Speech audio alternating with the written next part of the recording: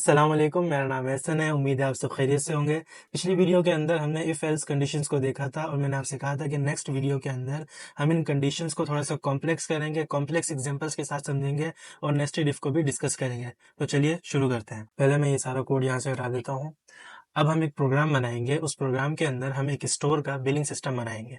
उस billing system में हम यूजर से दो इनपुट लेंगे। एक तो ये कि उसकी बिल अमाउंट क्या हुई है, दूसरा ये कि वो मेंबरशिप कार्ड रखता है कि नहीं रखता। अगर तो उसने एक पर्टिकुलर अमाउंट से ज़्यादा की शॉपिंग की है और वो मेंबरशिप भी रखता है तो उसे हम 10% डिस्काउंट दे देंगे। अगर वो मेंबरशिप कार्ड नहीं रखता और उसने एक पर्टिकुलर अमाउंट से ज़्यादा की शॉपिंग की है तो उसे हम 5% का डिस्काउंट दे देंगे। तो चलिए जल्दी से प्रोग्राम बनाते हैं। सबसे पहले हम प्रिंट स्टेटमेंट लिखेंगे और हम कहेंगे वेलकम टू दी स्टोर। उसके बाद हम यूजर से इनपुट लेंगे, bill equal to input, please enter the bill amount. तो यहाँ पर वो बिल की अमाउंट ऐड कर देगा और फिर हम उसे कन्वर्ट कर लेंगे एक फ्लोट के अंदर। उसके बाद हम यहाँ पर पूछेंगे कि वो मेंबर है कि नहीं है। इस मेंबर एक वेरिएबल बनाएंगे और हम इनपुट लेंगे। इनपुट में क्या पूछेंगे, do you have a membership card, question mark लगाएंगे। अब हम उससे पूछेंगे यस या नो। या तो वो यस लिख दे अगर वो मेंबरशिप कार्ड रखता है, अगर नहीं रखता तो वो नो लिख दे। ठीक है, तो जो भी वो इनपुट यहाँ पर देगा उसे हम कन्वर्ट करेंगे लोअर केस के अंदर। लोअर केस के अंदर हमने कन्वर्ट कर दिया। ठीक है, अगर उसने यस दिया हुआ तो वो भी लोअर केस में हो जाएगा, नो लिखेगा तो वो भी लोअर केस में हो जाएगा। अब ये जो हमने यहाँ पे वेरिएबल बनाया है इसके अंदर हमें स्ट्रिंग वैल्यू नहीं चाहिए, हमें यहाँ पर चाहिए बुल वैल्यू। यानी कि अगर तो वो यस लिखे तो हमें ट्रू मिल जाए, अगर वो लिखे नो या कुछ और तो हमें फॉल्स मिल जाए। तो उसके लिए हम क्या करेंगे, तो जो भी उसने वैल्यू लिखी है उसे हम कंपेयर कर लेंगे। यहाँ पे इक्वल इक्वल ऑपरेटर लगाएंगे और उसके बाद हम लिख देंगे यस। अगर तो उसने यस दिया होगा तो ये सारी कंडीशन ट्रू हो जाएगी और यहाँ पर जाके ट्रू स्टोर हो जाएगा इस वेरिएबल के अंदर। ठीक है, अगर ये फॉल्स हो जाएगी तो यहाँ पर फॉल्स स्टोर हो जाएगा। तो हमें पता चल जाएगा कि वो मेंबर है कि नहीं है। अब हम कुछ वेरिएबल्स बनाएंगे, मेंबर डिस्काउंट थ्रेश। अब इसके अंदर हम क्या वैल्यू स्टोर करेंगे, हम वो वैल्यू स्टोर करेंगे कि अगर मेंबर है और उसने एक पर्टिकुलर अमाउंट पे शॉपिंग की है तो उसके बाद उसे डिस्काउंट देना है, तो वो अमाउंट हम यहाँ पर लिखेंगे। तो हम अमाउंट लिख लेते हैं 100। तो अगर उसने 100 से ज़्यादा की शॉपिंग की होगी तो उसे डिस्काउंट मिलेगा। अब वो मेंबर है तो उससे डिस्काउंट कितना मिलना चाहिए, मेंबर डिस्काउंट रेट हमने कहा था इसे हम 10% डिस्काउंट दे देंगे, तो हमने 0.1 लिख लिया यहाँ पर। अब हम दूसरा वेरिएबल बना लेते हैं यहाँ पर, regular discount thresh equal to 120। अगर तो वो रेगुलर कस्टमर है तो उसे मिनिमम 120 से ज़्यादा की शॉपिंग करनी पड़ेगी अगर उसे डिस्काउंट चाहिए। ठीक है, और हम उसको कितना डिस्काउंट देंगे, हम उसे देंगे 5% discount. Regular discount rate equal to 0.05। ठीक है, तो इसे हम देंगे 10% और इसे हम देंगे 5%। अब हम लिखते हैं if statement, if is member. तो अभी तो यहाँ पर हम ये चेक कर रहे हैं कि वो मेंबर है कि नहीं है, लेकिन सिर्फ हमें एक चीज़ चेक नहीं करनी है, हमें दो चीज़ें चेक करनी है। एक तो ये कि वो मेंबर होना चाहिए, दूसरा ये कि उसकी जो बिलिंग अमाउंट है वो 100 से ज़्यादा होनी चाहिए। अगर हमें मल्टीपल कंडीशंस यूज़ करनी होती हैं तो हम एंड और इस तरह के ऑपरेटर्स यूज़ करते हैं हमारी इफ कंडीशंस के अंदर। तो इस मेंबर, उसके बाद हम लिखेंगे एंड। ठीक है, bill greater than member discount thresh.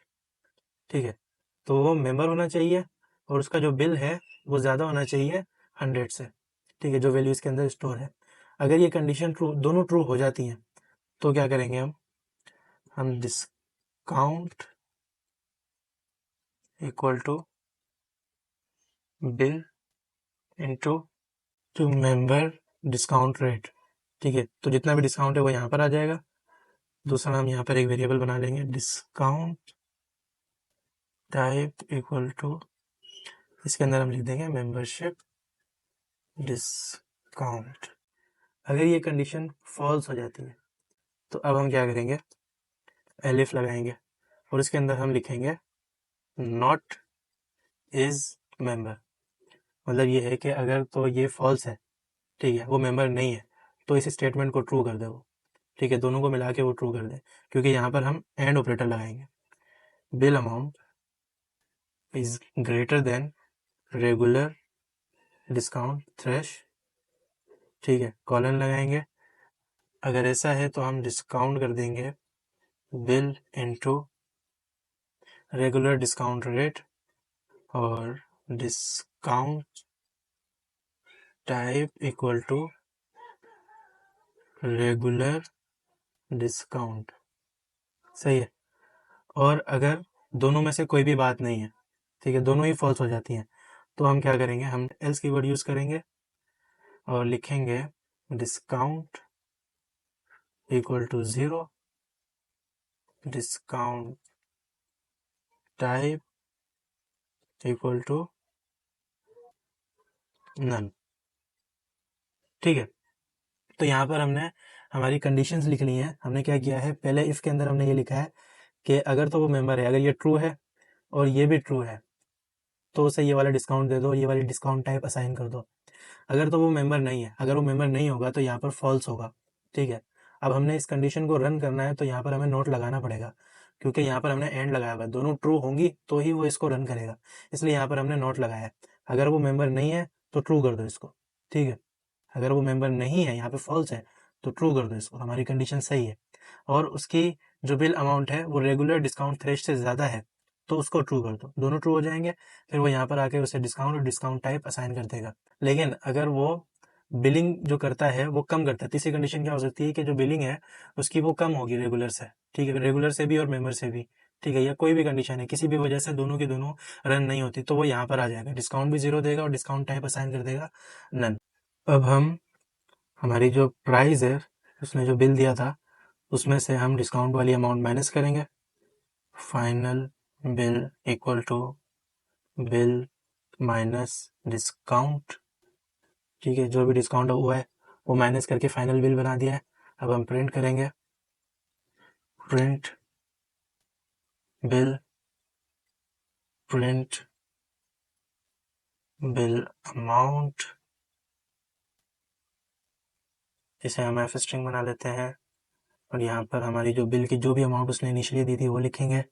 उसके बाद हम उसे बताएंगे कि जो आपका बिल था उसके ऊपर डिस्काउंट कितना लगाया है, डिस्काउंट अमाउंट। यहाँ पर हम लिखेंगे डिस्काउंट, फिर लिखेंगे हम डिस्काउंट की जो टाइप है, डिस्काउंट टाइप, और यहाँ पर हम लिख देंगे डिस्काउंट टाइप, और यहाँ पर लिखेंगे हम फाइनल अमाउंट। यहाँ पर हम लिख देंगे फाइनल बिल, और एंड में हम लिख देंगे thank you for shopping here. तो ये हमने हमारा पूरा प्रोग्राम बना लिया है। अब हम इसे रन करते हैं। तो जैसे ही हमने यहाँ पर रन किया, तो ये हमें पहले कह रहा है वेलकम टू द स्टोर। उसके बाद कह रहा है कि आप बिलिंग अमाउंट एंटर कीजिए।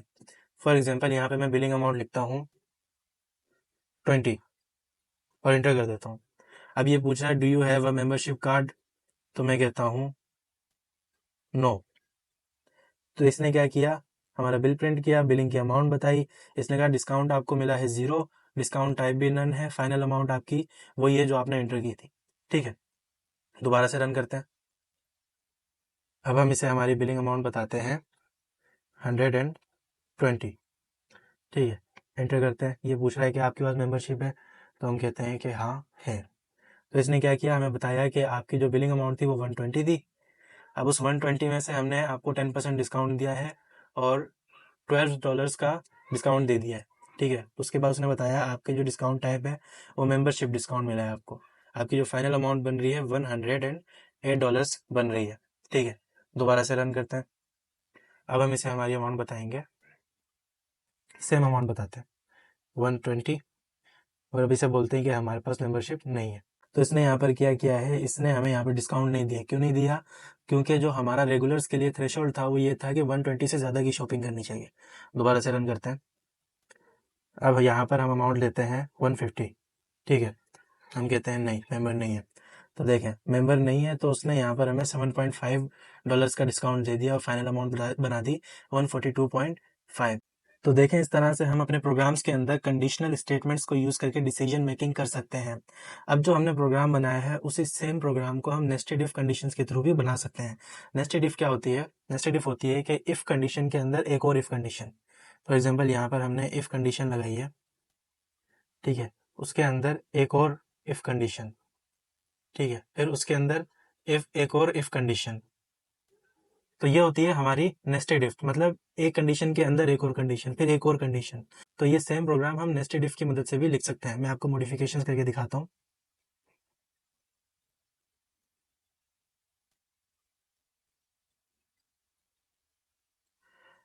तो जैसा कि हमने यहाँ पर एंड का यूज़ किया है, मैं इसे कमेंट कर देता हूँ,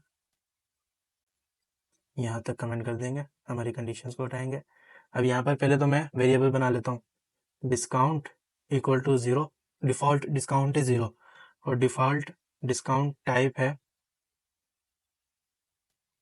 नन, ठीक है। अब क्या करूँगा, अब मैं एक इफ़ कंडीशन लगाऊंगा, इफ़ इज़ मेंबर, ठीक है। एक कंडीशन तो ये है कि वो मेंबर होना चाहिए, ठीक है। अगर वो मेंबर है तो फिर हम चेक करेंगे कि उसका जो बिल है वो greater than member discount thresh है कि नहीं है। अगर है तो डिस्काउंट दे देंगे उसे,